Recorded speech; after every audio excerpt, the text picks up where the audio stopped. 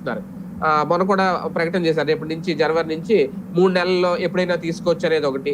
ఎవరైనా మరణిస్తే, ఇప్పుడు భర్త మరణిస్తే భార్యకి ఇస్తాము పింఛన్ అనేది ఒకటి. ఇటువంటి మార్పులు చేయడం దాని ఎఫెక్ట్ ఏనా?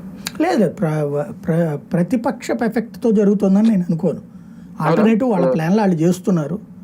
రెండవది పబ్లిక్ లో నెగిటివ్ రాకుండా వాళ్ళు చూస్తారు. వీటికి ఇప్పుడు జరుగుతున్న ఉద్యమాలకైతే వాళ్ళు ఏం భయపడట్లా.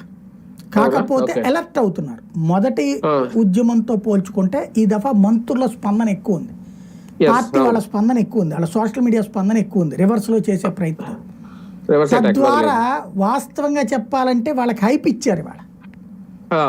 ఇవాళ వైసీపీ ఉద్యమం చేస్తుందన్న సంగతి జనం మర్చిపోయారు.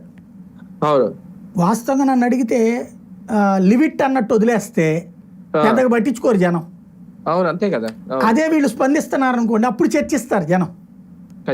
ఇప్పుడు చర్చిస్తున్నారు జనం వీళ్ళు అన్నాక. అప్పుడు నేను అన్న మాట అంటున్నారు. కరెంట్ ఛార్జీలు ఈయన పెంచింది ఇప్పుడు జగన్ వల్ల అయితే, జగన్ పెంచిన టైంలో చంద్రబాబు వల్లే కదా. ఆ చర్చ జరుగుతుంది, అది వీళ్ళు అర్థం చేసుకోగలగాలి.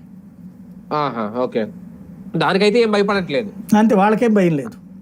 అంటే పింఛన్లో తీసుకొస్తున్న మార్పులకి దానికి ఏం సంబంధం లేదు సార్? ఏం లేదు, దానికి దీనికి ఏం సంబంధం లేదు. వాళ్ళు మామూలుగానే అనుకున్నారు, చేస్తున్నారు అంతే.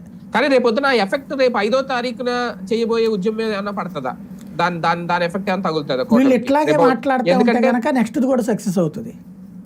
ఎందుకంటే ఒకటి లోపల పింఛన్లు తీసుకుంటారు కదా, నిజంగా ఆ లెక్క ఏమన్నా తేడా వస్తే, ఏమన్నా తగ్గితే అది కనిపిస్తుంది.